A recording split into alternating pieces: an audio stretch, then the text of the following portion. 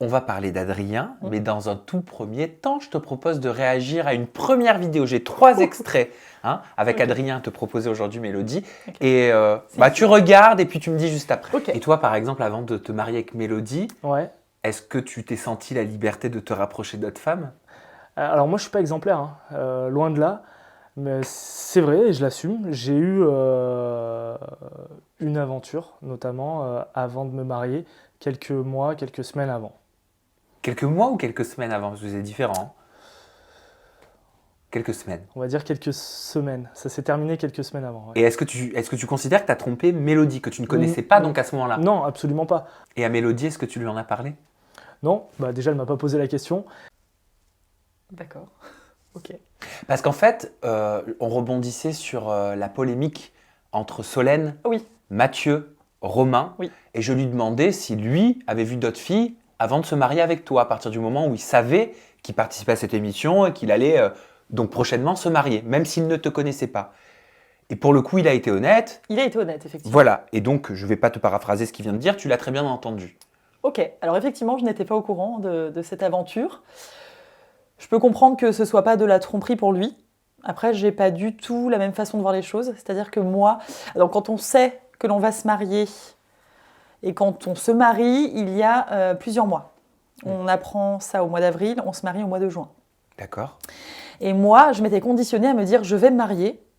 Donc sachant que je vais me marier, c'est comme si j'étais déjà dans ma tête en couple. Donc je ne m'ouvrais pas à d'autres hommes. Bon, déjà que je ne m'ouvre pas facilement. En tout cas, j'ai pu avoir des sollicitations. Je ne suis pas allée plus loin parce que pour moi, j'allais me marier avec quelqu'un qui allait être l'homme de ma vie. Maintenant que tu as cette information, est-ce que tu considères que c'est une tromperie, même si vous ne vous étiez pas rencontrés physiquement encore? Non. Non, je peux comprendre que ce soit considéré comme autre chose que de la tromperie, qu'il ait eu envie de profiter avant de s'engager pleinement dans son expérience, ça ne me choque pas. Par contre, il aurait pu m'en parler sans que je lui pose la question. On a eu l'occasion d'échanger sur nos relations passées. Il m'avait d'ailleurs expliqué qu'il avait eu une relation plus ou moins courte avec une autre participante de l'émission. Adrien? Je pensais que c'était Romain. Non, oui, il y a eu effectivement, alors je ne veux pas m'avancer sur cette polémique, ça ne me concerne pas, mais non, Adrien connaissait une autre des participantes avec qui il avait eu une petite aventure. Quelle participante? Hello. Hello qui est avec Joachim? Non, ça c'est Elodie. Hello, c'est celle qui est avec Rémi aujourd'hui. Ah, exact. Ok, et comment il l'a connue?